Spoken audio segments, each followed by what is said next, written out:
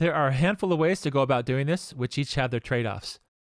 The first method we'd recommend is recording what is called a double ender, which is to say you record your side of the conversation with a microphone, and the person on the other side is also recording their side of the conversation with a microphone.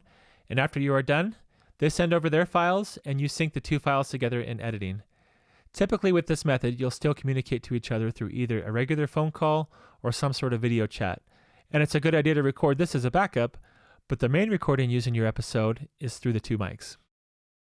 The major advantage of this method is the audio will sound great. When I've done it this way, you usually can't tell that the two people aren't in the same room. The drawback is you rely on the person on the other end to know what they are doing. So this can take some coaching and instruction on your part. One simple route you could go is to have the other person use their smartphone and their regular headphones with a built-in mic to record with a voice memos app. I've actually found the quality of this to be quite good. Then when you're done, it's just as simple as clicking the overflow menu, then share, then emailing the file.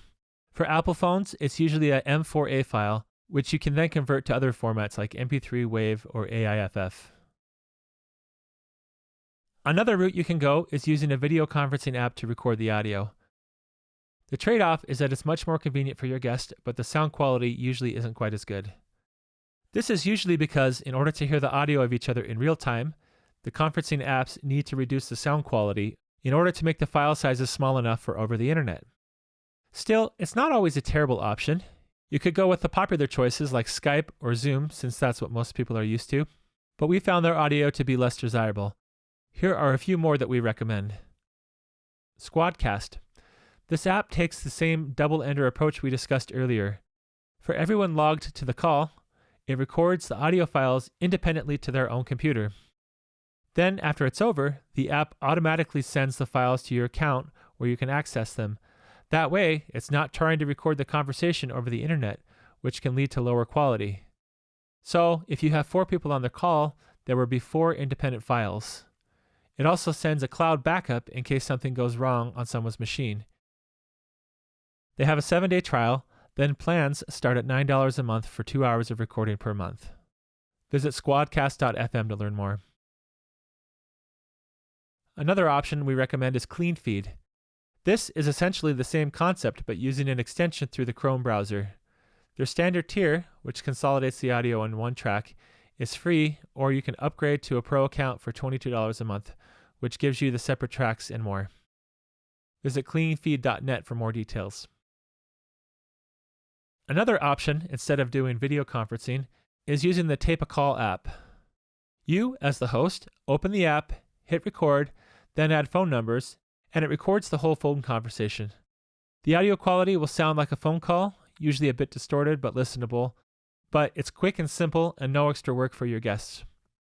There's a free version available or a pro version for $29.99. If it really comes down to it, you can always put somebody on speakerphone, preferably on a phone with a decent loudspeaker, and throw a mic in front of it while you talk into a standard mic. So what's the best way to go? I would consider how important audio quality is to your audience.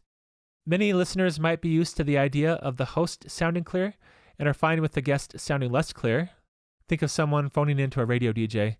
So I would at least strive for that standard, but do the best you can. It's always great to make a good impression and give your listeners a quality, professional listening experience.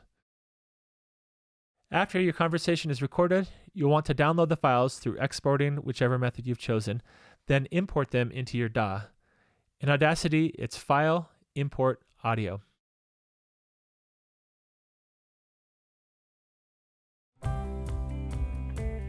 Find a friend to help you out and record a test conversation with a few different options listed. Import the files into your software and compare the qualities. Decide which option you plan to use most of the time.